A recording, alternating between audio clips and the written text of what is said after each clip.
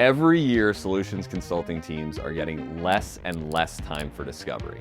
If your team is being asked to just show them a demo, here's how you can teach them to still give killer demos without getting discovery. I work with pre-sales teams at Fortune 500 companies, and these are some of the techniques that we teach to help them improve their conversion rates by 5%, even if they're not getting time for discovery. Now, if you're a pre-sales leader, the first thing that you want to teach your team is the psychology of permission.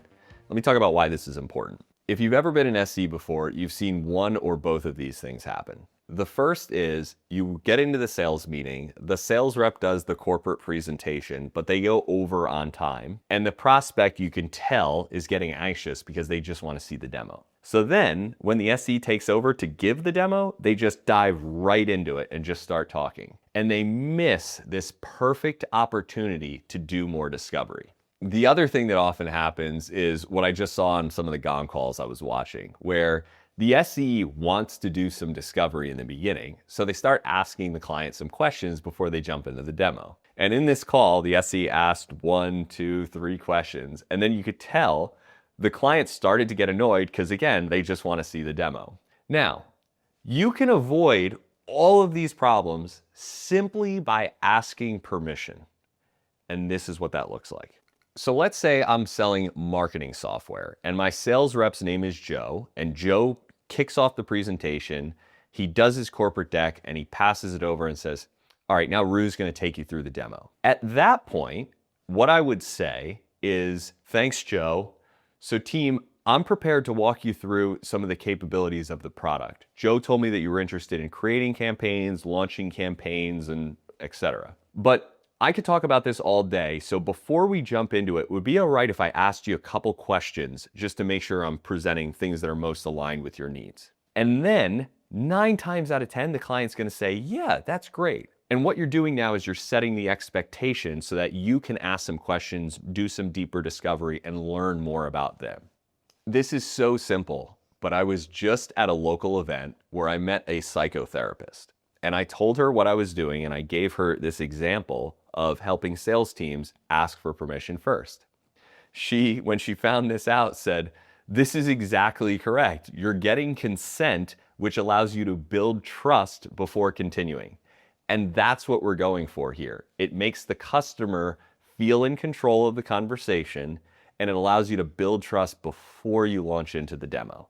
To get your team comfortable with this, I would have your SEs practice asking for permission in your next weekly team meeting. We've got a short deck and a role-playing exercise that is linked in the description that you can use in your next weekly meeting. Now, obviously, asking for permission is not going to give your team all the discovery that they would have gotten in a 30-minute discovery call. So, what I would recommend is pairing the asking for permission strategy with the asking questions throughout the demo. I watch a lot of demos. Most of them follow the same general format, and that is there'll be an intro, then they get into a few workflows or capabilities that they go through. And there are 2 really good places where SEs can work in questions without having to change the overall structure of their demo. That's right before they show a capability and right after they show a capability. Right before you show a capability, the question to ask is, can you walk me through how you're currently doing XYZ? And that allows you to do more discovery and uncover more pain with their existing processes. And then after they show the capability, they ask, how does this compare to how you're currently doing XYZ? And that allows them to continue to do the discovery and helps the customer identify the value of the solution. Not to mention, these are way better questions than any questions, and does that make sense? So if SEs can ask permission before they demo and ask questions throughout their demo, they can do better discovery even if they've never had a call. Now, the next thing I'm going to go through has nothing to do with the demo. I read win-loss reports all the time, and I cannot tell you how many times I see that it was the pre-sales experience that is the reason why the customer chose a certain vendor. So if you want your SEs to make that kind of impression on clients before they've even stepped foot in a meeting with them, try what I call the forwardable discovery email.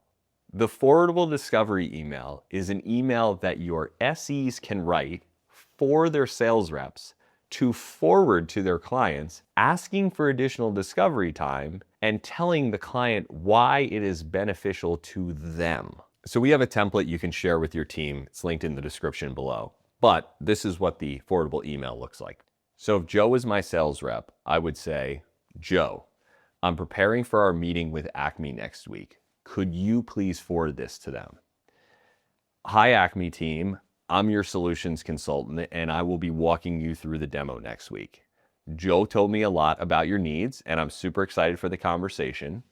As I was planning out the demo, I realized that I've got more content than we have time for.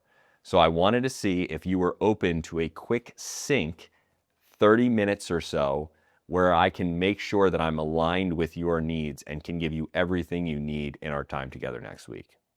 If not, no worries, but I thought I'd ask. Thanks. As a former sales rep, if my SEs did that, I would be thrilled, because a lot of sales reps, they actually want more discovery time. They just don't want to be the sales rep that goes and asks the client to waste their time with unnecessary meetings. So the nice thing about it coming from a solution consultant is that nobody wants to talk to sales reps, but they love talking to SEs. So as an SE, if you write that email and make it easy for the sales rep wants to forward it because it's going to make them look better, because now they're the thoughtful team that is trying to get more information to the client and build a better demo and presentation. So I would be all over that as a sales rep. The nice thing about it for the SC team is you get more discovery, you have more time with the client, you're more confident walking into that meeting because you know exactly what their problems are, and it's not the first time you've met them,